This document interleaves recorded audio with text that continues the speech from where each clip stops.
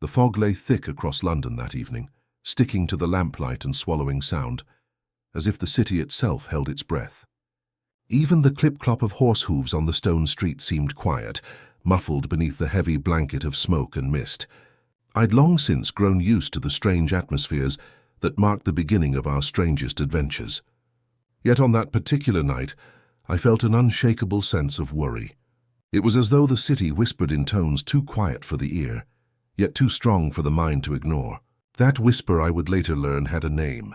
It was Marigold Lane, a narrow street hidden from the ordinary maps of London, where tragedy and mystery wove themselves into the very brickwork. And it was there, beside Sherlock Holmes, that I first glimpsed the shadow of a puzzle, meant to test both his science and his soul. Before we go down into the twisting turns of this case, let me ask one small favor. If these stories stir your imagination, or if you take any measure of delight in tracing the razor's edge of reasoning alongside us, do take a moment to lend your support. A simple gesture, a like, a share, or subscribing for further stories ensures these tales of fog and firelight continue to reach those who long for them. With that courtesy extended, we may now turn toward the matter itself. The evening was one of those strange London nights, when the very air seems loaded with secrets. A damp fog pressed low upon the city, curling its ghostly fingers through alleys and along the riverbank, swallowing sound and dulling colour, until even the most familiar of streets seemed transformed into unfamiliar country. It was in this thickened atmosphere that I found myself walking beside my friend Sherlock Holmes, whose tall figure loomed a shade above the swirling mist. The steady rhythm of his stride contrasted with the hesitant shuffle of the few late pedestrians we passed. There was in the measured beat of his footsteps the same confidence with which he approached every puzzle, a confidence that carried me along even when my own nerves suggested caution. Holmes had insisted upon our evening stroll, declaring that the mind required air as much as the body, and that to sit too long by the fireside dulled observation. For myself, I had been willing to remain in our warm rooms at Baker Street, content with my book and the promise of a quiet night. Yet, as always, I gave in to him, and thus we found ourselves in that strange hour, when London trembles between sleep and wakefulness. The clop of a solitary horse-drawn cab drifted behind us, then faded into silence, leaving only the drip of unseen water from roofs and the occasional rattle of shutters. It was along a narrow turning off Marylebone Road that we met the first whisper of the mystery to come. The street, little more than a crooked lane, lay muffled under layers of shadow, its lamps dimmed as though reluctant to pierce the gloom. A solitary figure emerged from the mist ahead, hurried, nervous, his coat clutched tight across his chest. He glanced behind him more than once, and when he drew near enough for me to see his face, I saw the pale strain of fear upon his features. Holmes slowed his pace deliberately, watching the man with that keen, hawk-like gaze of his. The stranger jumped as his eyes fell upon us. For a moment he seemed on the verge of speaking to Holmes, his lips parting, his hand twitching as though to reach out. Then, with a sudden shake of the head, he hurried past, muttering confusedly to himself. His footsteps retreated quickly, swallowed by the fog.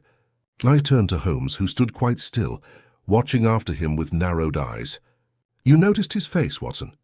he asked softly. "I did indeed," I replied. He looked as though the very devil were on his heels. Holmes's lips curved in that thin smile which so often announced some fresh pursuit of the strange. "Fear leaves a mark as clear as handwriting," he murmured. But there was something more, a purpose in his hesitation. He meant to speak to us, then thought better of it. "What do you suppose frightened him from confiding in you?" I asked. "Not me, my dear fellow," Holmes replied. "It was the street itself. I confess I glanced about uneasily then. The lane in which we stood seemed perfectly ordinary, except for its gloom.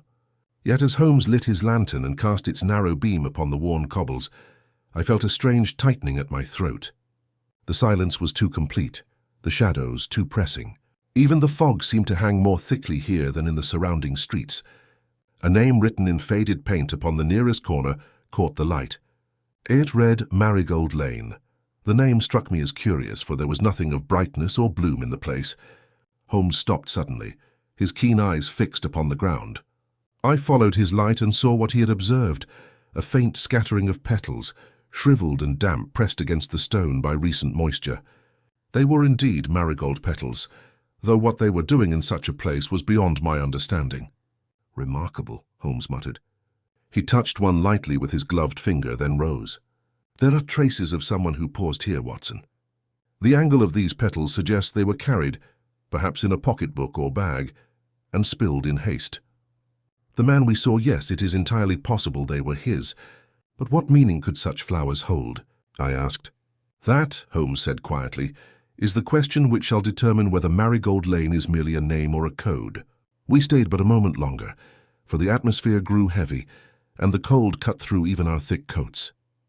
Holmes, however, walked with renewed briskness as we returned to Baker Street, his pipe clenched between his teeth, his eyes alight with that peculiar flame which signaled the scent of a case. I knew better than to disturb his thoughts, and so we made our way homeward in silence. It was near midnight when we reached our rooms, and Mrs. Hudson had long since retired. Holmes seated himself at once upon his chair, drew his violin across his knees, and began to play a low, haunting tune. I watched him, knowing the music was but an outlet for the workings of his mind. At last he laid the instrument aside and leaned back, his gaze fixed upon the smoke curling from his pipe. "Watson," he said, "there is in that lane a whisper of something unusual. A man burdened with fear, a scattering of marigold petals, a name painted upon brick with a history we do not yet know. It would be foolish to dismiss it as coincidence. London is filled with such whispers, but not all of them are meaningless." His words stirred in me that mixing of dread and excitement which I had felt so often at the threshold of our most curious adventures. Though I could not name the source, I was certain that we had brushed against the edge of some design larger than ourselves. That night I slept uneasily, dreaming of faces half seen through fog, of footsteps trailing behind me in the dark, and of the faint scent of flowers carried upon the cold air. When I woke, it was to the brisk voice of Holmes calling me to the breakfast table, where he held in his hand a note delivered by early post. "Observe, Watson," he said, passing it across to me. The handwriting trembled as though traced by an uncertain hand. The message contained but a few lines. "If you value your safety, keep clear of Marigold Lane. The place is not for you." This is no joke. Heed it well. There was no signature, only a blot of ink at the corner where the pen had stayed too long. I looked to Holmes, whose expression betrayed nothing but the keenest interest. "It would seem," he said calmly, "that our evening walk has not gone unnoticed. Someone somewhere has taken pains to warn us from interfering, and that Watson is the clearest invitation a man of my profession can receive." His eyes gleamed as he folded the note with care. I knew then, with a certainty born of experience, that the whisper we had met in the fog was no passing fancy. Marigold Lane had spoken, and Holmes had already decided to answer. Morning in Baker Street has its own mood, as clear as a patient's pulse. Some days the light comes clean and friendly across the breakfast things. On others it is shallow and grudging, as though the city, like a sick person, resents being roused. That particular morning belonged to the latter sort. The fog had retreated from the windows, but lingered in the mind, and the coals in our fireplace gave out a weak heat that did little to fight the damp. Holmes, having finished his coffee, had arranged the anonymous warning about Marigold Lane upon the mantel, as a general posts a map before a campaign. He studied it with a faraway brightness in his eyes, while I occupied myself with the news columns in the newspaper, noting little of importance beyond the usual political arguing, and a small paragraph about a warehouse fire near the docks. "Observe the hesitation in the downstroke of the letter M," Holmes remarked at length. "A man unused to the act of threatening, who nevertheless brings himself to it. The blot at the corner is not an accident." The writer paused, pen poised, reconsidering some final word and then giving it up. "The paper is cheap, but the ink is fresh and of a finer quality than one would buy at a stationer's in Whitechapel. The messenger did not come through the general post. You believe it was delivered last night or at first light? There's a trace of soot on the edge that matches the smut we saw clinging to the brick on Marigold Lane, not the pale dust of our own street. Consider, too, the faint dry scent left upon the paper, a hint of iris, such as one finds in drawers where linen is laid. We are being warned by someone who owns good linen and a conscience, but not the courage to show his face." "As to courage," I returned, "perhaps he fears for us as well as for himself." Holmes allowed himself a ghost of a smile. "Precisely, Watson, which is why we shall treat him as a well-meaning partner. until he proves otherwise." He had hardly finished speaking when Mrs. Hudson showed in a gentleman whose appearance at once impressed me with both gentility and worry. He was of middle height, clean-shaven and fashionably dressed in a dark frock coat that would have been perfect were it not for a frayed edge at the cuff where the stitching had given way. His gloves, well-made kid leather, were worn thin at the fingers, and the brim of his hat bore the faint crescent of having been clenched too often in anxious hands. A pair of steel-rimmed spectacles sat a bit crooked upon his nose, as if they and their owner had come to an agreement rather than a fit. "Mr. Sherlock Holmes?" he asked, casting a quick glance at me which took my measure without curiosity, and returned as if by instinct to my companion. Holmes indicated the chair opposite him, with a lightness that might have calmed a more troubled spirit than this. "Pray be seated. You bring the air of a man who has slept poorly." The gentleman obeyed, a flicker of surprise passing over his features. "I have, sir. I have indeed. My name is Bartholomew Avery. My affairs are—" He searched for a word, and failing to find one that did not hurt his pride, settled at last upon pressing. "Dr. Watson," Holmes said with a tilt of the hand in my direction. "You could not be in better quarters to have them treated." Mr. Avery inclined his head. "I am grateful to you both. I do not know by what steps I have come to this threshold, except that I was told very quietly that your methods often succeed where others fail." "Say rather," Holmes returned, "that our only advantage lies in a certain focus of attention. You are a lawyer by training, but not in practice, Mr. Avery. Your shoes bear the polish of offices, yet the soles are worn unevenly. The mark of a man who paces more than he stands in court. You have been in mourning not long since. The edge of black crepe has stained the threads beneath your lapel, though the band itself has been removed. You are not wealthy, but you are not poor. The coat came from a respectable tailor and has been let out once at the shoulder. And you have, in the last 12 hours, walked a street with damp brick and sagging gutters." The spectacles flashed as their owner looked up in frank amazement. "Sir, every word is true." Holmes steepled his fingers. "Then we begin with some small trust. Now tell me plainly why Marigold Lane." The man's eyes widened. "You know the name. It has made our acquaintance," Holmes said. "Speak, Mr. Avery." Avery laid his gloves upon his knee and pressed them flat as if to still a tremor in his hands. "My family," he said, "holds a small property in that lane." "Holds," he faltered. "Held, I should be accurate. The house is shuttered, locked, closed to us these many years. My father would never set foot there. Not after my grandfather. He called it a place of bad luck. He spoke of it as a man speaks of a sickness that runs in the blood, but leaves no mark in the books. When my father died in the spring, he paused. Forgive me. When he died, he left certain papers that have fallen to me, and with them a requirement." Holmes inclined his head, and the light caught the fine bones of his face. "A requirement is always instructive. Yes, he required that I settle the matter of that house before the remainder of my inheritance, small as it is, might be cleanly released. There is a trunk, you see, locked and sealed and placed in the cellar of the Marigold Lane property by my grandfather's hand. Within it, so the papers say, lies the proof of a wrong done and the means to right it. My father never opened it. He would not go, but he thought." Avery's mouth trembled and steadied.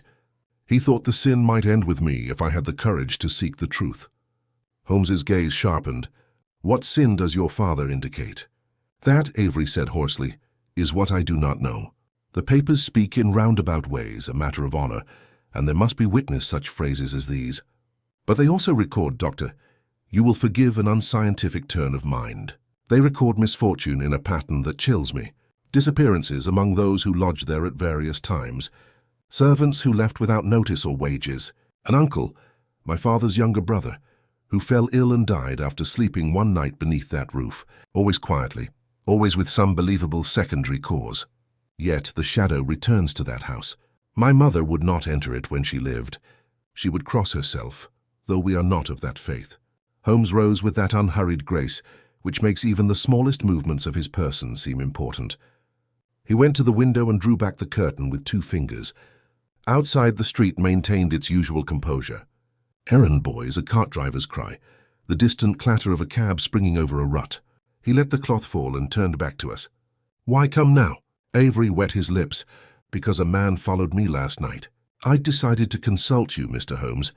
I'd obtained your address and set out from my lodgings near Portland Place after dusk. In the maze of streets near Marylebone Road, I became aware that my steps matched another's.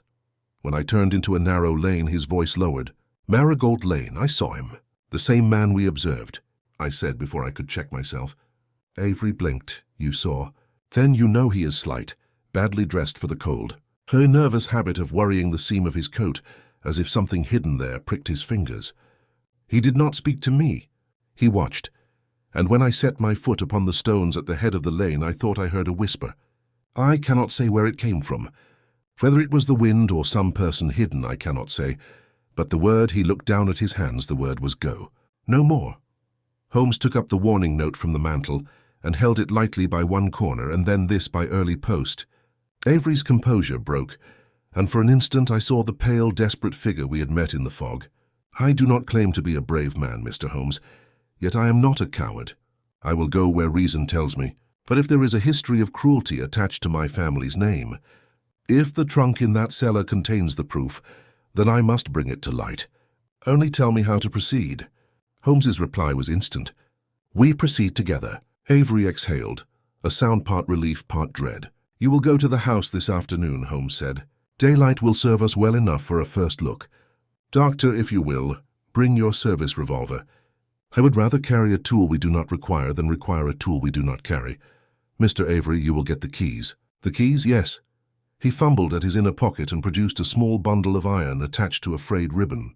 The metal chimed dully as he placed them in Holmes's hand. They were delivered to me by our family lawyer, upon my father's death with the rest. I have not yet tried them. Holmes weighed the keys in his palm, the way a musician weighs a phrase. And this trunk? What do we know of it beyond its existence? Only that my grandfather sealed it in the presence of one witness. The name is smudged in the record, a blot where the signature should be. The date is 28 years past. 28. Holmes echoed, his eyes half closed. The year after your uncle's death, according to the notes you mention. Yes. Holmes's glance slid to me and back. You have spoken of disappearances, Mr. Avery. Do you have any record of the names of the servants who left, or the tenants who lodged there? Avery swallowed. I do. Not all, but several. I brought them with me. From his case, he produced a neat stack of papers tied with string. Holmes loosened the knot, and we bent together over the careful hand that had entered in a ledger's plane, record the comings and goings of the house. A maid dismissed without notice, a cleaning woman no longer required a clerk who took rooms for 2 weeks, and never returned for his trunk. Among the entries and ticks and occasional splashes of ink, there was a regularity that made my skin creep. The dates grouped in a season, the pattern lying there like a fever returning at intervals. Spring, Holmes murmured. Again and again when the blossoms opened, Avery flinched and I knew his mind had gone where mine did, to the shriveled petals on the stones. My mother once told me marigolds were for remembrance. He said, I have not been able to stand them since. Holmes retied the string and returned the bundle. You have done wisely to come. There is one detail more, the man who followed you. Would you recognize him again? I believe so. Good. Then keep your eyes open when you leave. Watson, we shall allow Mr. Avery to go out alone and watch whether any shadow separates itself from the general shade to keep him company. The world rarely grows so helpful as to send us 2 warnings in one day without also revealing the hand that writes them.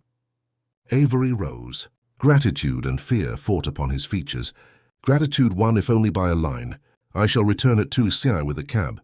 If we do not find the trunk, or if we find it and it holds what I dread, then we shall deal with what is before us, Holmes said in that tone which admits no drama, because it needs none. You have carried and inherited terror long enough. Let us give it a name and you shall see how it shrinks in the light. When our client had gone down the stairs, Holmes moved again to the window. He lifted the curtain a bare inch, enough to watch the street without exposing himself. There, he said softly. I joined him. Avery's figure, neat and solitary, was crossing toward the waiting bustle.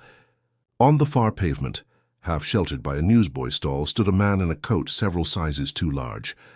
He pretended an interest in the headlines, but his head turned at the very instant Avery's did. The angle of it, the tension in the thin shoulders, the nervous clutch at the coat seam. I recognized him as surely as if he had been introduced. Our watcher of the lane, I breathed. Holmes let the curtain fall. He has found us sooner than I had thought. The game, my dear Watson, is not merely afoot. It has sent a scout to our doorstep. He reached for his hat and cane with a swift, decided motion. Come, there is much to be learned in the space of a street between Baker Street and Marylebone Road, if one's eyes are properly trained. We will follow our visitor at a distance and see to which corner of London's mind this fear has taught him to return. The coal in the fireplace chose that moment to sigh and settle, as if some tired heart within the house had given way. I finished my coffee, checked the revolver in its case, and with the old mixing of worry and excitement, tightening my chest, followed Holmes down the stairs into the grey day toward Marigold Lane, and whatever whisper waited there to be heard. The cab rattled through the streets with the weary beat of a creature, long used to its burden. The driver, wrapped in his coat and scarf, spared us little more than a grunt when Holmes told him to take us to Marigold Lane. Mr. Avery sat across from us, his hands clenched upon the handle of his umbrella, with such force that his knuckles whitened, while Holmes leaned back with his eyes half shut, giving the impression of rest, though I knew every jolt and turning was being noted with precision. For my part, I felt the weight of the morning as a soldier feels the loaded air before a fight, the certainty of conflict without yet knowing from which direction the blow would fall. We arrived at the head of Marigold Lane in the full light of noon, though the sun had little power here. The fog of the previous night had retreated, leaving behind a thin, colourless daylight that revealed the crooked houses with harsh honesty. The lane itself seemed cut off from the busy arteries of London. Sound faded and the air hung damp and still.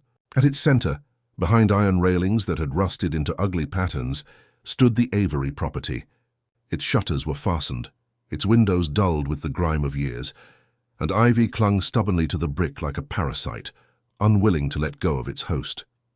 Holmes alighted first, his eyes running up the front with quick strokes, much as a musician glances over a score before touching bow to string.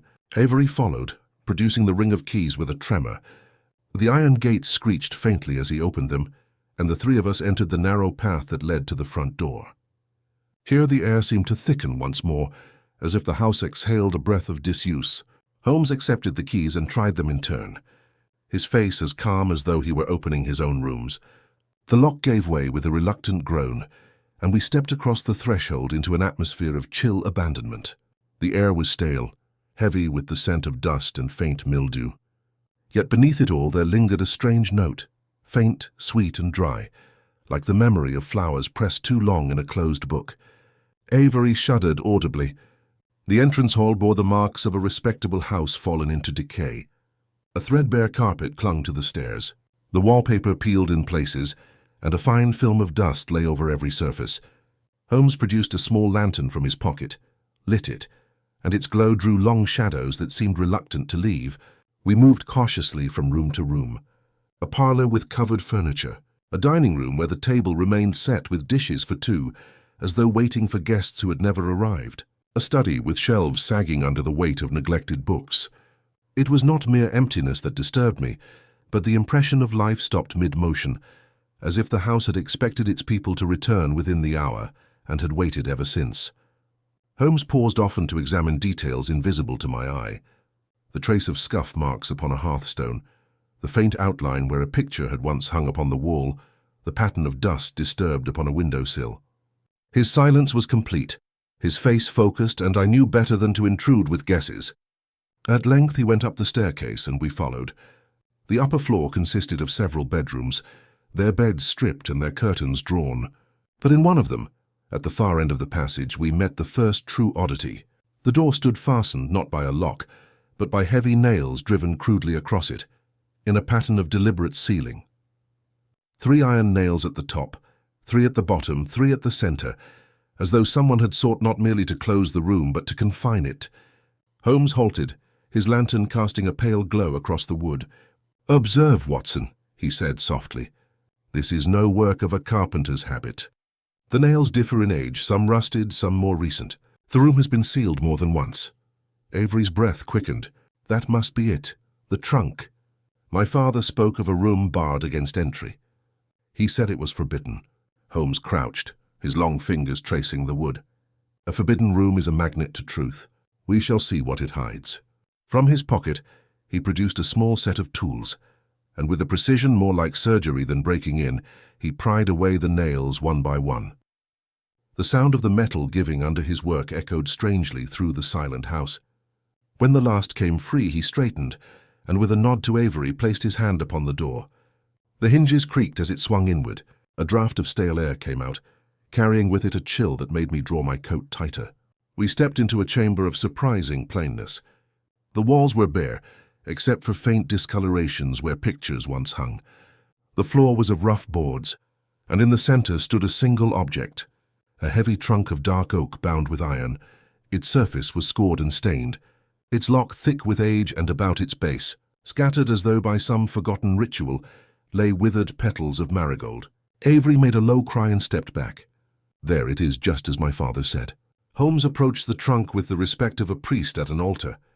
He bent low, running his hand along the iron bands, then tapped the lock lightly with his knuckle. Unopened in nearly 3 decades. "If the rust speaks true," he murmured. "Yet the dust about its edges is disturbed. Someone has touched it within the last year." I jumped, but how could they when the door was nailed fast? Holmes's eyes gleamed. Precisely the question. The answer must be sought not in the lock, but in the room itself. He moved quickly to the window, drew back the rotting curtain, and examined the sill. The catch is broken. A nimble hand might have slipped in, worked the nails loose, and replaced them afterwards. The secrecy lies not in preventing entry, but in maintaining the appearance of it. Avery looked stricken. Then the trunk. Someone else has seen its contents. Not necessarily. The lock remains untouched. It is strong, and there are no scratches to suggest tampering. But someone wished to stand in this room to witness the thing forbidden, if only to assure themselves it still existed. Holmes rose, turned to Avery, and held out the keys. "If you are prepared, sir, we shall open it now." Avery's hand shook so badly that the keys clattered to the floor. He bent to get them, but Holmes, with quiet patience, took them up himself and tried one after another, until the lock gave way with a reluctant groan. Together we lifted the lid, and the hinges protested as though resenting their disturbance. Inside lay not heaps of papers, nor jewels, nor gold, but a bundle of objects carefully arranged. At the bottom, wrapped in discolored linen, were several books whose covers bore no titles. Upon these rested a smaller box, cedarwood and delicately carved, sealed with a thin band of wax, and scattered across the whole, dry and brittle as parchment, lay a fresh layer of marigold petals, as though someone had placed them there deliberately at the time of sealing. Holmes did not touch the contents at once. He crouched again, his sharp eyes moving over the arrangement. This is no mere storage of documents. This is an act of ceremony. The petals mark it as deliberate, repeated with each sealing of the trunk. The cedar box is the heart of it. Gentlemen, we stand in the presence of something shaped not only by crime but by ritual. The silence that followed seemed huge, broken only by the faint creak of the house around us. Avery reached out as though compelled, his fingers trembling toward the cedar box, but Holmes's hand stopped him. "Not yet," he said. "There are steps to be taken, cautions to observe. The house has watched us long enough. We must not reward it by acting in haste. Watson, place your revolver where it may be quickly drawn. Mr. Avery, breathe steadily. Whatever history lies within that box, it has waited years. It can wait 1 hour more." And with that, Holmes replaced the lid of the trunk, pressing it down firmly. His face in the lantern light was composed but grave, and I knew the matter had seized his mind with the full grip of focus. For myself, I could not shake the image of those petals, brittle yet bright, whispering of hands unseen that had scattered them upon secrets never meant for daylight. We left the room with its nailed door hanging open behind us, and as I followed Holmes down the stairs, I felt more keenly than ever before the sensation of eyes upon our backs.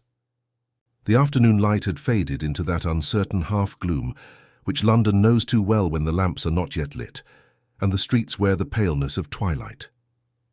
We had left the Avery house in silence, Holmes carrying with him a thin notebook of observations, Avery sunk in the heavy weight of dread, and myself determined to keep my hand upon my revolver for the remainder of the day. The trunk with its cedar box and those unsettling petals lay behind us, sealed once more, though the memory of it clung to me like the very dust of that chamber.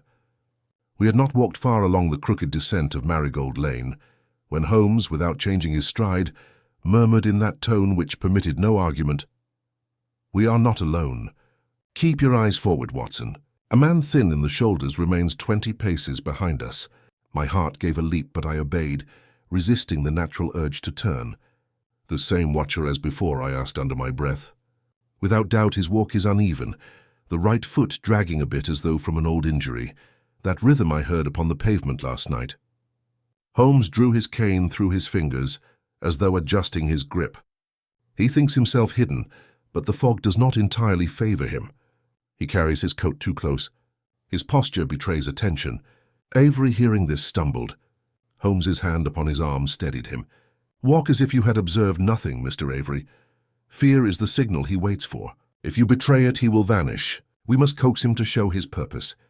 We continued thus to the end of the lane, where a cab clattered past. Holmes hailed it with a whistle, and we mounted quickly. As the cab turned toward Baker Street, I risked a glance. A figure emerged from the gloom, hesitating upon the corner as if uncertain whether to follow. For an instant I thought I saw the glimmer of spectacles, the nervous clutch of a coat, and then the fog swallowed him. Holmes leaned back against the seat, eyes gleaming. He is careful, not reckless. He wishes to observe rather than act. That tells us he serves a master who prefers shadows to daylight. Such men are more dangerous than those who strike right away. Do you propose we confront him directly? I asked. Not yet. Patience, Watson. There is more to be gained from letting him believe himself unseen. The cab carried us to Baker Street, where Mrs. Hudson, startled by our unexpected return, hurried to provide tea.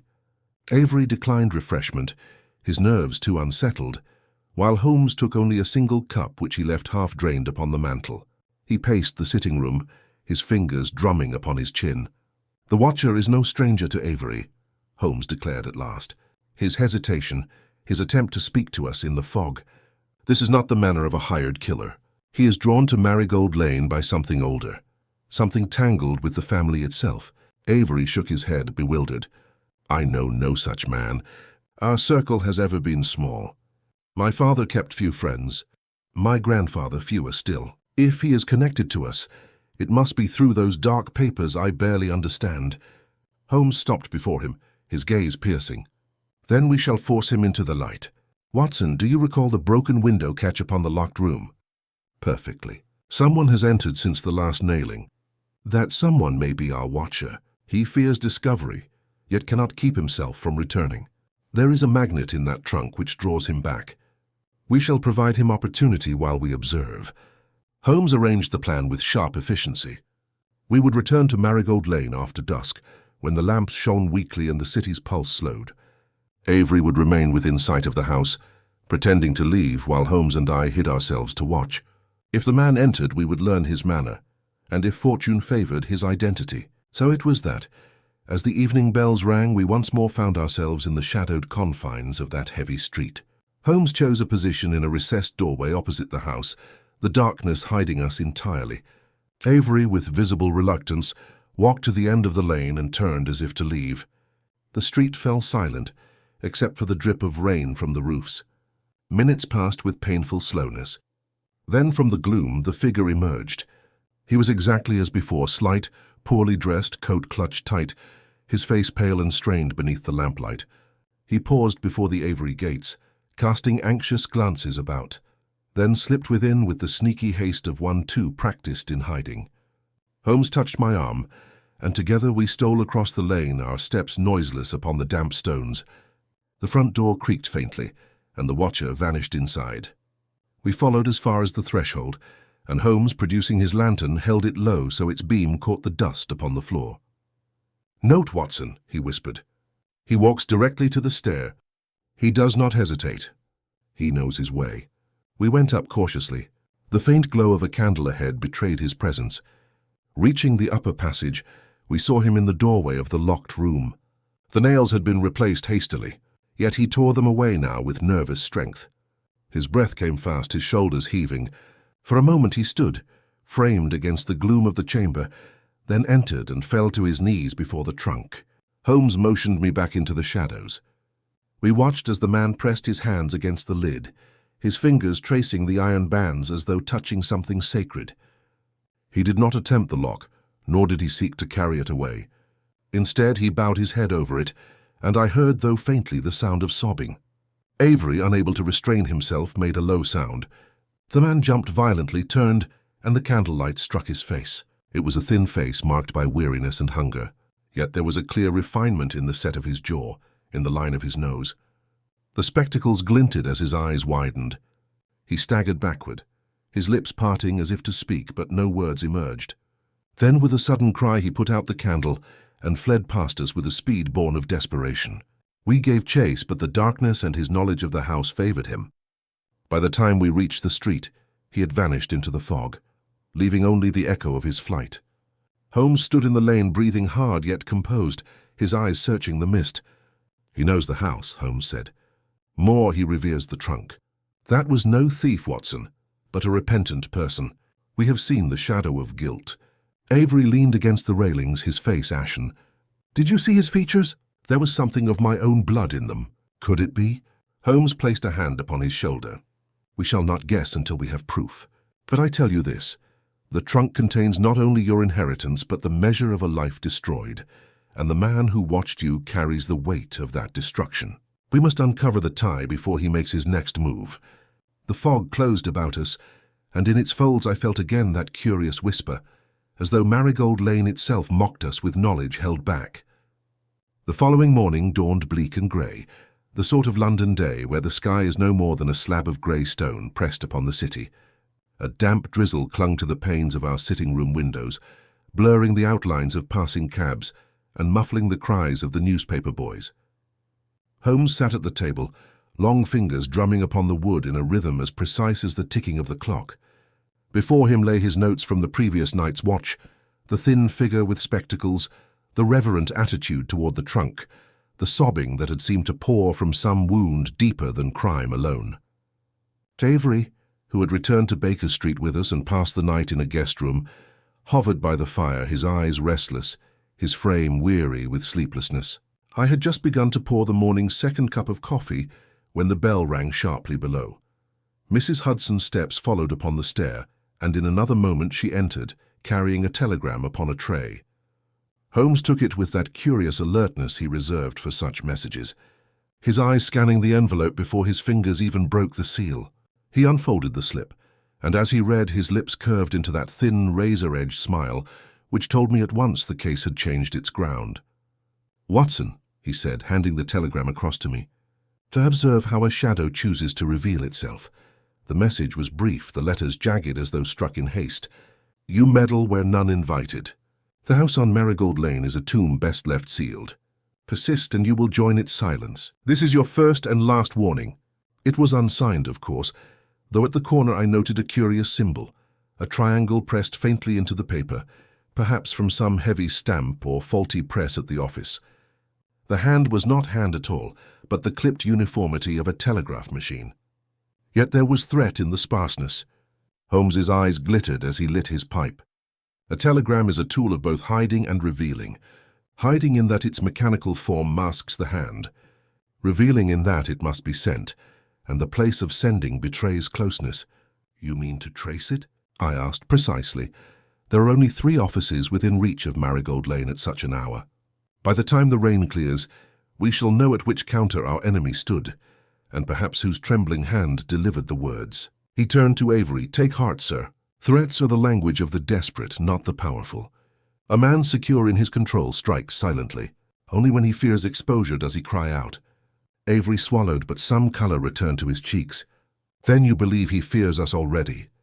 "He fears what we shall uncover," Holmes corrected. "And that is a most useful tool." We ate breakfast in haste, and within the hour Holmes and I set out, Avery remaining behind under Mrs. Hudson's watchful care. The drizzle had thickened into a steady rain, and the streets shone slick beneath the hooves of passing horses.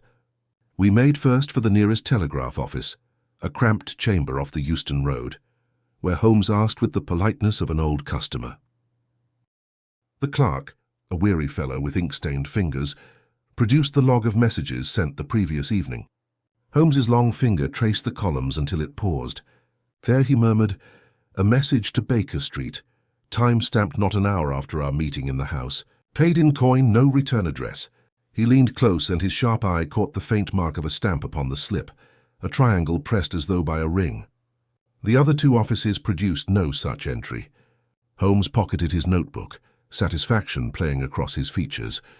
The man's haste betrays him. He left the house, ran through the rain, and struck his warning at the nearest machine. He is no professional.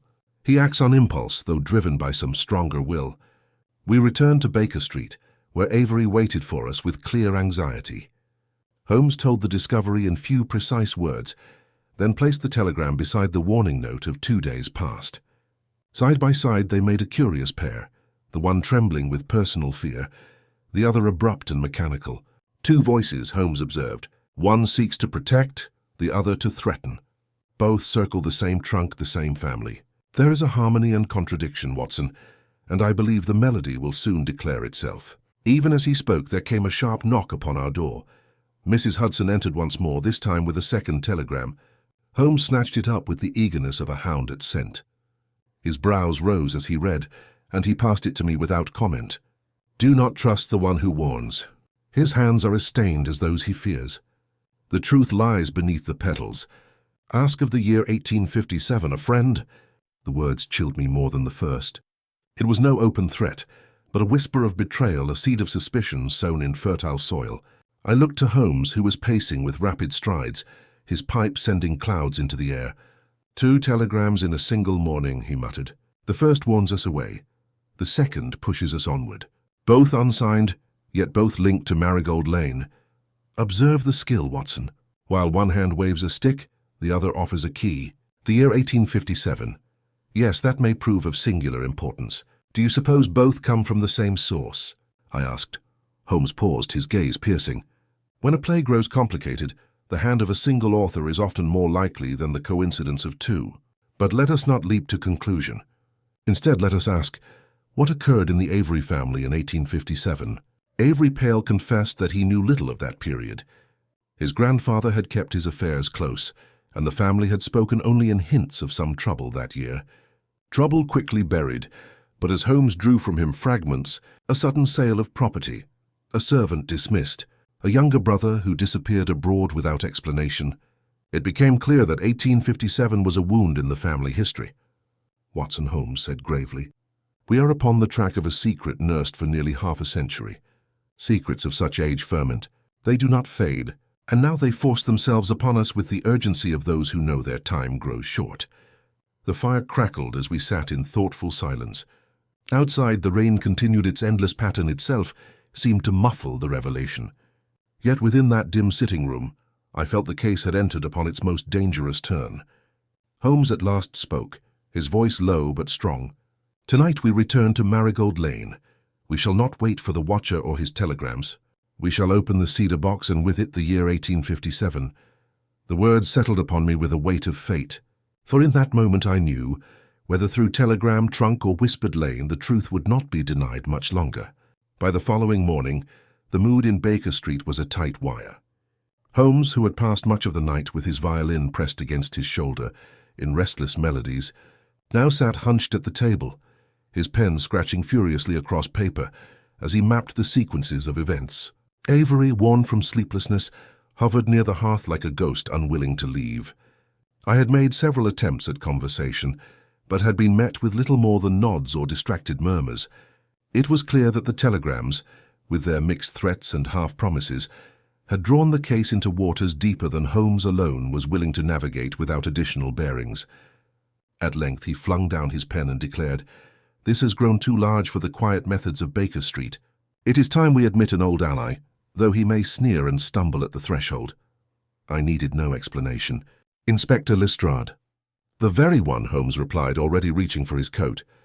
"His mind may be narrower than the lanes of the city, but once he fixes upon a target, he hunts it with the stubbornness of a terrier, and in a matter where threats are flung so freely, the law's shadow may serve to steady our ground." We found Lestrade at Scotland Yard, bent over a ledger with his usual air of weary combat against the tide of crime that daily washed upon London's shores. He looked up at our entrance with an expression that mixed suspicion with grudging respect. "Well, Mr. Holmes, if you've come to deliver one of your puzzles, I warn you I have a stack of burglaries enough to occupy me until Christmas." Holmes seated himself with unhurried ease, steepling his fingers. Burglaries will keep, Inspector. But when whispers of death coil about an old London house, when telegrams threaten silence and unseen watchers prowl the lanes, perhaps the law may lend its lantern. Lestrade's brows rose. Telegram threats, is it? That smacks of mischief more than murder. Holmes's eyes glinted. Come to Marigold Lane tonight, and you may judge for yourself whether mischief is the word. I could see Lestrade wrestling with his natural doubt. His long acquaintance with Holmes had taught him that scorn was often rewarded with embarrassment, yet his pride made him reluctant to give in. At last he pushed his ledger aside with a sigh. Very well, Mr. Holmes. You have your way of sniffing out devils in corners where honest men see nothing but dust. I'll come. But mind, if this proves another of your ghostly fancies, the Yard will not thank you for wasting its time. Holmes rose, his expression unreadable, except for the faintest curve at his lips. I asked nothing of the Yard but its patience, Inspector, and perhaps later its handcuffs. That evening, under a sky swollen with cloud, we three set out once more toward Marigold Lane. Holmes, Avery and myself, with Lestrade following in his own cab, his presence as stiff and sceptical as a judge at a séance. The lane lay as before, silent and close, its windows like shuttered eyes. Holmes admitted us with the keys Avery had supplied, and Lestrade's lantern swept across the empty interior with an unimpressed grunt. A mouldering house, to be sure, he said. But where's the crime? I see dust and neglect, not murder. Holmes's voice cut through the gloom. Patience, Inspector. The crime is not in the cobwebs, but in the trunk above. We went up the staircase, the nails from the locked room still scattered where Holmes had pried them free. The door creaked open, revealing the chamber unchanged. The iron-bound trunk, the cedar box within, the marigold petals scattered like the remains of a forgotten ritual. Lestrade frowned. Superstitious nonsense, he muttered. Flowers and trunks, whispers in the fog. London has more pressing villains. Holmes ignored him. With a deliberate hand, he lifted the cedar box and set it upon the trunk's lid. The wax seal caught the lamplight, its surface cracked with age yet still unbroken. Holmes examined it closely, then produced a thin blade and cut the band with surgical care. Here, Inspector, he said, passing the box across. You may open it yourself so that the law bears equal witness to whatever history it contains. Lestrade hesitated, suspicion fighting with curiosity, then broke the lid. Inside lay a stack of folded papers, brown with time, bound by a faded ribbon. He unfolded the first sheet, squinting in the lantern light. His lips moved silently as he read, and then his face, usually so fixed in its mask of official indifference, changed to one of shocked disbelief. Well, I'll be, he broke off, glanced at Holmes, then thrust the sheet toward me. Read, Doctor. Tell me if my eyes deceive me. I took the fragile paper and read aloud. It was a sworn statement written in a trembling hand, dated April of 1857. It described in grim detail the disappearance of a young maidservant employed in the Avery household, the refusal of the master of the house to call in the authorities, and the discovery weeks later of a body buried beneath the flagstones of the cellar. The document bore two signatures, one the master himself, Bartholomew Avery's grandfather, the other smudged and half illegible, perhaps belonging to the witness of whom Avery's father had spoken. Avery, standing beside us, covered his face with his hands. Dear God, he whispered. It is true my father feared it, but he never spoke it aloud. A crime in our very house. Our blood upon it. Holmes's eyes were cold fire. Not merely a crime, but a crime hidden. The body buried without justice. The servant's disappearance explained away. And here, sealed in a box, the confession hidden from law but preserved for some darker purpose. Lestrade muttered an oath, his skepticism melting in the face of evidence. Why was this never brought to the Yard? Why bury the truth? Because, Holmes said, his voice sharp. Truth can be as deadly as a pistol when it threatens a family's name. The Averys chose silence, but silence breeds shadows, and shadows breed watchers.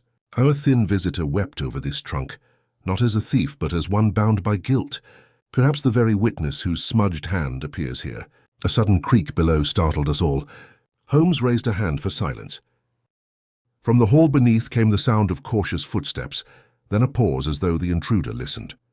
Lestrade stiffened, drawing his revolver. Holmes's gaze flashed to me, and I followed suit. Avery trembled like a man awaiting sentence.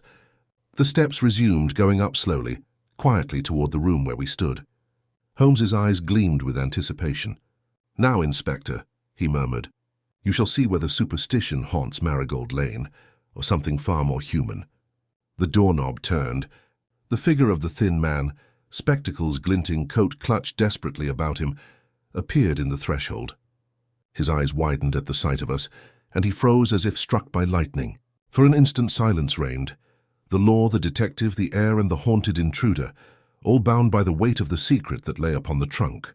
Holmes's voice, calm and commanding, broke the stillness. "Step inside, sir. The time for shadows has ended. You will explain to us tonight what binds you to this house, to these petals, and to a crime buried since 1857. The man's lips trembled. He took a halting step forward, then another, his gaze fixed upon the cedar box. His whole frame shook, and when he finally spoke, his voice was little more than a whisper. "It was I who signed, I who bore witness, and I who have carried the weight ever since." The man stood trembling in the lamplight, his thin figure outlined against the shadows of the room. His spectacles caught the glow like two pale moons, and I could see the sweat upon his brow despite the chill that clung to the air. Holmes motioned for him to sit, and he obeyed with the air of one long pursued, who at last surrenders to the inevitable. Lestrade, revolver still in hand, positioned himself at the door while Avery remained near the trunk, pale and rigid, his heritage unraveling before him. Holmes's voice was soft, but it carried a force that allowed no avoidance. "You have named yourself the witness. Speak, and let us hear what manner of oath bound your silence these long years." The man swallowed, his throat working painfully. "My name is Edmund Avery, younger brother to Bartholomew's grandfather. I was little more than a youth in 1857, yet I saw enough that has chained my soul from that day to this." Avery gave a cry and stepped forward.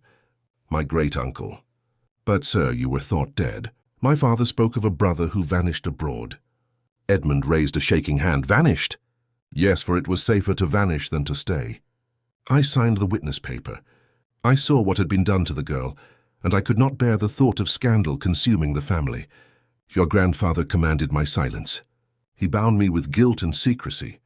I fled, living in hiding, watching from the shadows of this city while the years hollowed me. I could not escape the lane. Always I returned to see that the trunk still held the truth." Holmes's eyes glittered. "The servant girl. She was murdered in this house." Edmund's head sank. Struck down in anger, she had threatened to speak of a wrongdoing that would have blackened the Avery name.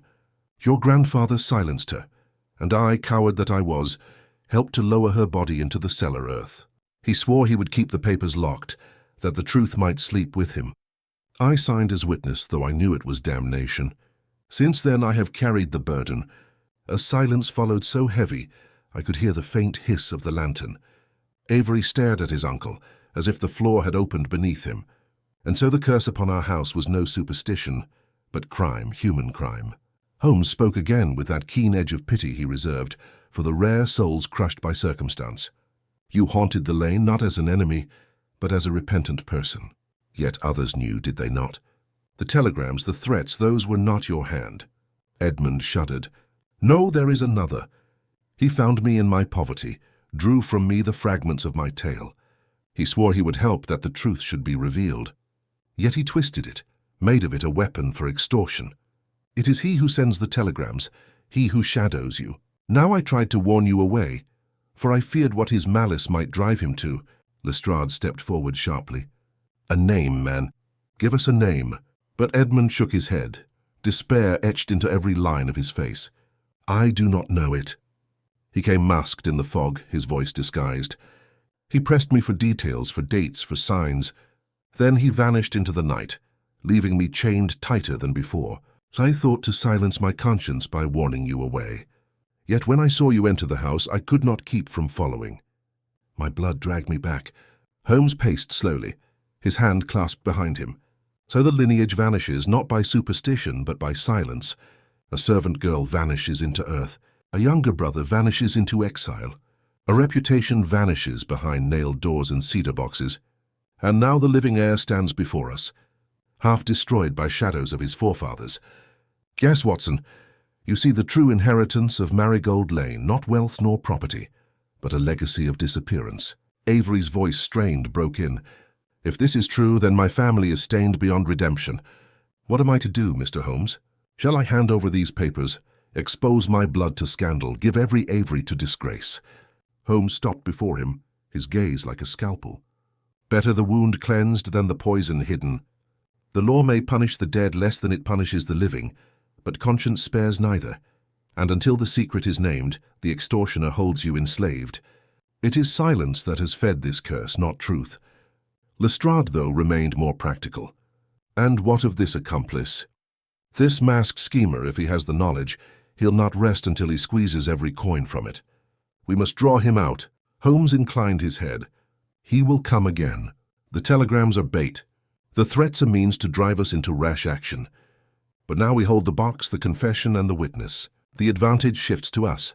Edmund Avery, sagging upon his chair, whispered, "I beg you do not let him take it."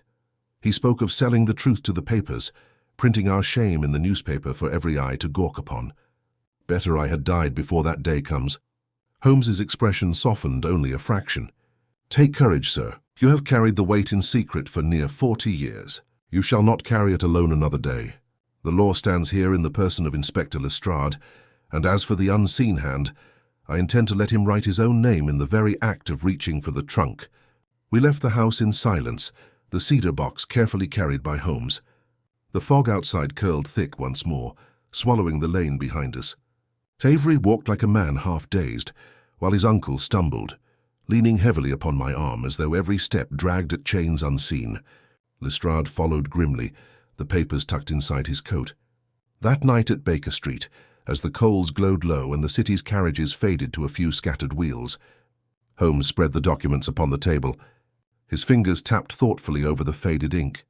"The smudged witness, the broken seal. Watson," he said quietly, "mark how silence breeds shadow. One lie creates another, until a family becomes a graveyard of truths never spoken. The Averys sought to bury scandal, but in so doing they buried their own peace, and now the past stirs, restless, demanding voice." Outside, the wind rattled the panes like a hand at the glass. I felt in that moment the full chill of the case, not merely in crime and guilt, but in the echo it left upon blood and name. The vanishing lineage of Marigold Lane was not superstition at all. It was history hidden too long, demanding to be seen. London has always been a city that thrives upon whispers. What begins in the parlour of Mayfair or the tap room of Whitechapel, by evening will be repeated with embellishment upon Fleet Street, and by morning find itself in print upon the news sheets that the errand boys cry along the Strand. So it was inevitable that the shadow of Marigold Lane, once stirred, would not remain confined to our small circle. Within a day of our discovery, I found the city's appetite whetted by rumour, as though the fog itself had grown a tongue. It was Holmes who first placed the papers before me. He had returned from an early errand, with his coat damp from drizzle, his hat pulled low. Without a word, he handed me the latest issue of the Strand Gazette. There, buried among accounts of a railway accident and the endless arguing of Parliament, was a column entitled "The Cursed House of Marigold Lane." The piece spoke of a shuttered property long avoided by the locals, of strange sightings of a thin man flitting in and out by night, of the belief that the place harboured a ghostly presence. It was written with the flourish of a pen more intent upon sensation than truth, but the very mention of Marigold Lane in print was enough to chill me. "Note the turn of phrase," Holmes said, tapping the page.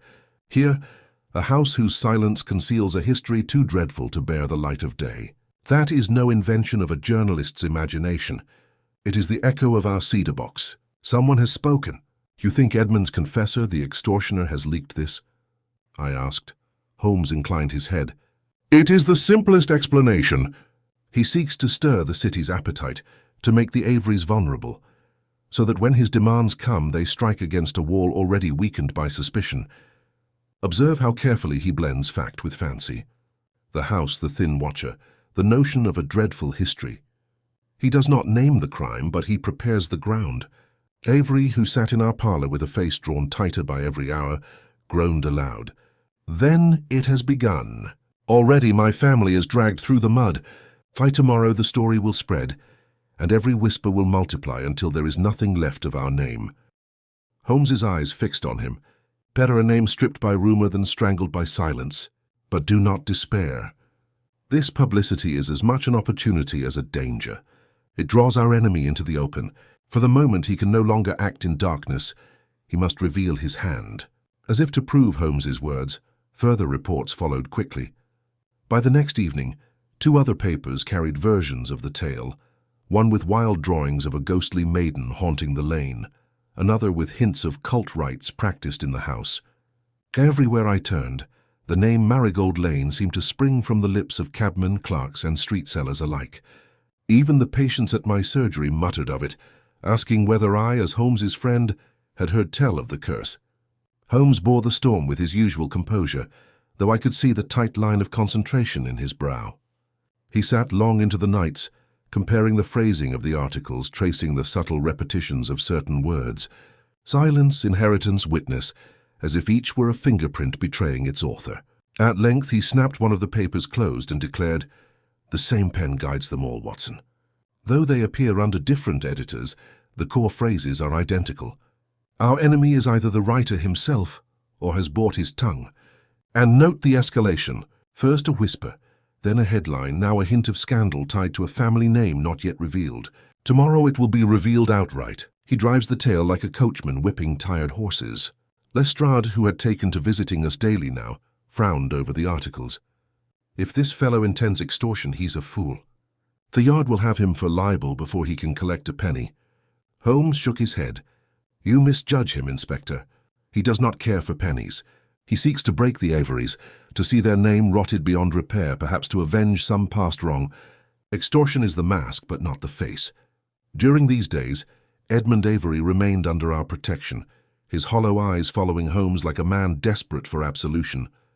At times he muttered of the past, fragments of memory breaking loose like stones in a landslide, of the night in 1857, when the girl had been silenced, of his brother's commanding voice, of his own trembling hand upon the spade.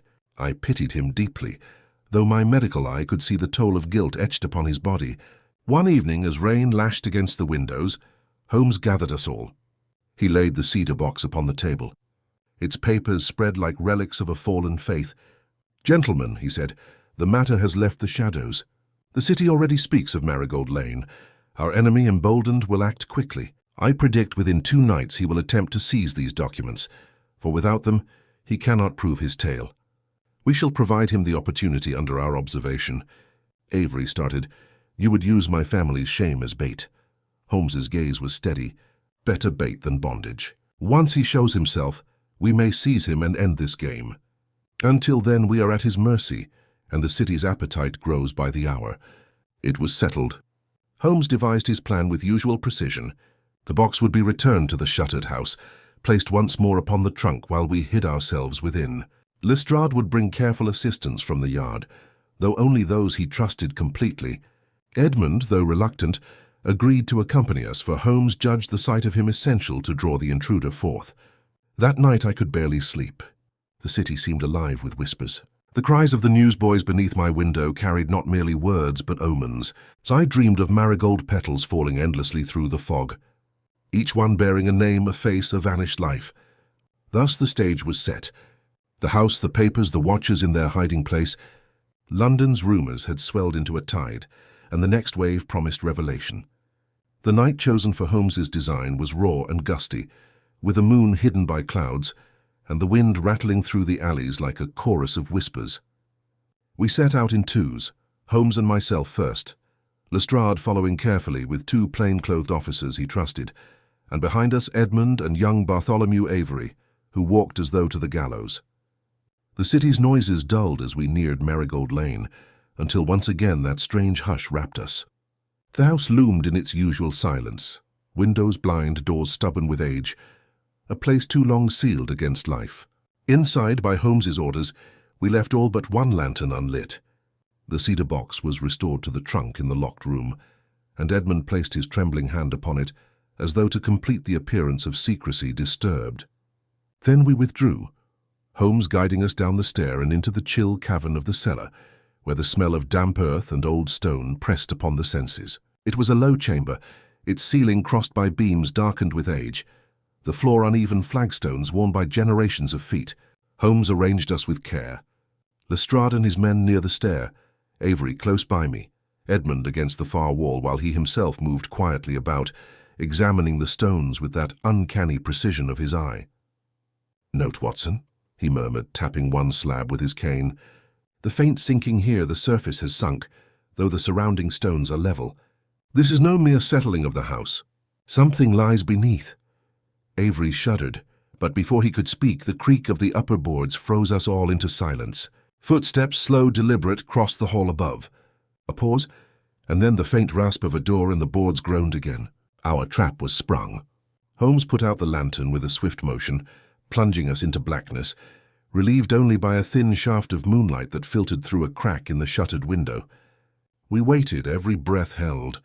Then the stair groaned as a weight descended. A figure entered the cellar, a darker shadow among shadows, carrying a small lamp whose glow fell upon the stones. He moved with stealth, but also with purpose, as one who knew where he went. His free hand bore a crowbar. At Holmes's signal, Lestrade and his men sprang forward, seizing the intruder before he could cry out. The lamp clattered, casting wild beams, and in the struggle the hood fell back to reveal a sharp, narrow face, eyes glittering with desperation. Not Edmund, not a stranger, but a man perhaps in his middle years, his features bearing a twisted resemblance to the Avery line. Bartholomew gasped. "Good God, it is Francis, my cousin Francis, who vanished to the continent 20 years ago." The prisoner writhed, snarling. "Fools, you know not what lies beneath. The girl, the truth, the curse. It is all mine to reveal." "Mine?" Holmes stooped quickly, retrieving the crowbar. "Observe, gentlemen, he did not come for the cedar box. He came for the earth beneath our feet. He knows where the body lies." The man spat, his thin lips curling. "Why should I not dig it up? Why should I not lay it bare before the world? The Averys buried me as they buried her, alive in disgrace, sent abroad with nothing. I found the truth, pieced it from Edmund's guilt, and I will see the name dragged down with me." Holmes regarded him coldly. "A man does not carry a crowbar to prove a tale, but to disturb the ground itself. You would unearth her not for justice, but for revenge." Francis shrieked with laughter that jarred horribly in the low cellar. "And revenge is justice. The Averys prospered while I starved. Let them choke now on the bones of their crime." Holmes raised the lantern, casting its light upon the flagged floor where he had earlier tapped. The sinking was plain now. With measured strokes he drove the crowbar between the stones. The slab shifted, then gave way, revealing black soil beneath. The stench that rose made Avery reel back, covering his face. With steady hands, Holmes pulled the slab aside, and the others followed until a cavity was laid bare. Within, wrapped in rotted fragments of cloth, lay the skeletal remains of a young woman. The bones were jumbled, but the curve of the skull and the long strands of hair that clung to the damp earth told the tale plainly enough. Among the fragments gleamed a small locket, rusted but still intact, its clasp broken. Lestrade knelt, his usually gruff face softened by the gravity of the sight. "There is your crime, gentlemen. A girl murdered and buried without the law's knowledge. The yard will not turn from this." Edmund sank to his knees, his voice broken. "I told you she threatened scandal. I thought silence would save us, but it has damned us all." Francis strained against his captors, his voice with triumph. "You see, the Averys' honor is dust. Let the world read it in the papers. Let the newspaper cry it from the rooftops. Their name is finished." But Holmes silenced him with a glance more cutting than any blade. "Your revenge ends here. You would have made her body a spectacle, paraded her bones for coin and spite. But justice is not yours to sell. The law will tend to her now." He turned to Lestrade, who nodded grimly. "We'll have the yard dig this place proper. The remains will be taken, identified if possible, and the record set straight. As for this man," he shook Francis by the collar, "he'll face a charge of conspiracy, extortion, and worse if the Crown sees fit." The cellar seemed to breathe as we stood in silence, the lantern light flickering over the opened grave. I could not shake the feeling that the house itself had waited for this moment, that every whisper of its timbers and every shadow of its shutters had been urging us toward this revelation. Holmes replaced the crowbar, his face unreadable. So ends the silence of Marigold Lane. The vanished servant returns to light, and the vanishing lineage explains itself in guilt upon guilt. The dead girl is the root, the witness, the branch, the extortioner, the poisoned fruit. And through it all the family tree trembles. We left the house with dawn breaking pale in the east. Behind us the cellar waited with its opened grave, its secrets no longer its own. The watchers in the shadows had been revealed, the curse unmasked. Yet as we stepped into the light, I felt that the true weight of the affair was only beginning to settle. For crimes may be uncovered in a single night, but their echoes ring through years and sometimes lifetimes. The dawn that followed our grim watch in Marigold Lane was colourless and raw, the fog retreating only to reveal a sky pale as tarnished silver. London awoke indifferent to what we had uncovered, its markets bustling, its cabs clattering, its people unaware of the crime exhumed beneath the stones of an abandoned cellar. Yet for those of us who had descended into that darkness, the morning bore a weight as real as the damp upon our coats. Inspector Lestrade, with his usual briskness, had wasted no time. By mid-morning, constables were stationed about the house.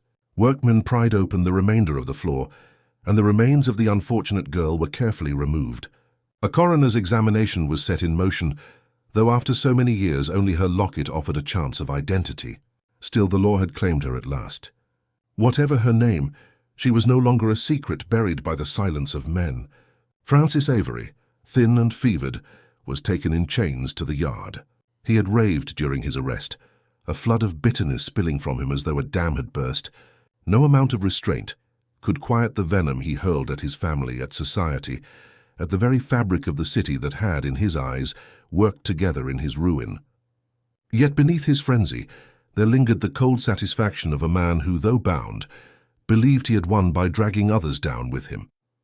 Edmund Avery, his frame bowed beneath decades of guilt, remained at Baker Street with his nephew. The two men, so different in age yet bound by blood, sat long in silence, broken only by Edmund's muttered confessions, scraps of memory, regrets uttered like prayers, fragments of the night that had defined and destroyed them. Bartholomew listened with the despair of a man forced to inherit not wealth, but shame, his gaze fixed upon the fire, as if its coals might consume the very name he bore. Holmes, for his part, moved with a restless energy that belied his calm exterior.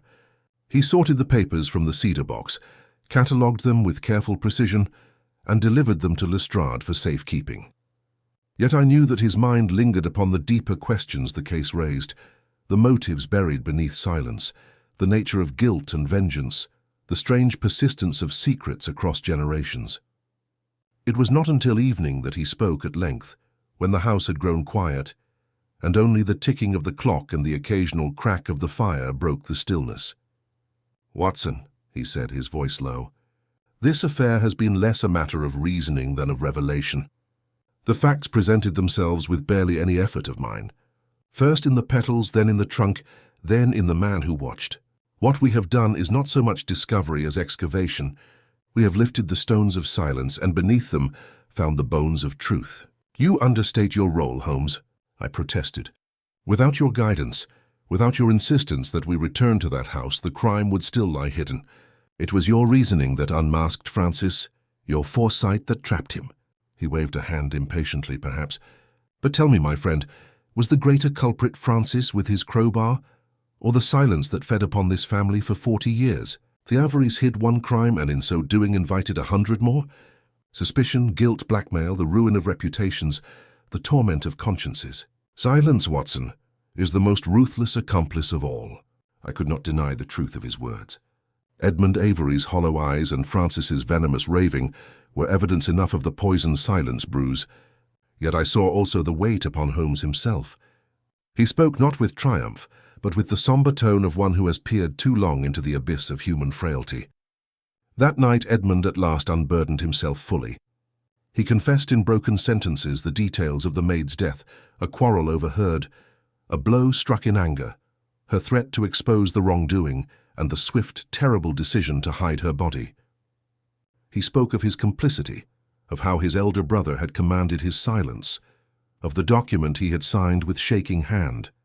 Tears ran down his cheeks as he declared that his life since had been nothing but punishment without forgiveness. Bartholomew, moved beyond words, laid a hand upon his uncle's shoulder. "Then let the truth be our inheritance, not silence. If my name is ruined, so be it. Better shame in daylight than peace bought at the price of a grave." Holmes inclined his head, approval glinting in his eyes. "Spoken like a man, sir. There is no curse upon your family, only the weight of guilt. Now that the burden is shared, perhaps the shadow will lift." In the days that followed, The newspapers clamoured with accounts of the discovery. Rumour gave way to fact, speculation to testimony. The Strand Gazette published the story in full, and though the Avery name indeed suffered, there was also a measure of respect given to Bartholomew for permitting the truth to be known.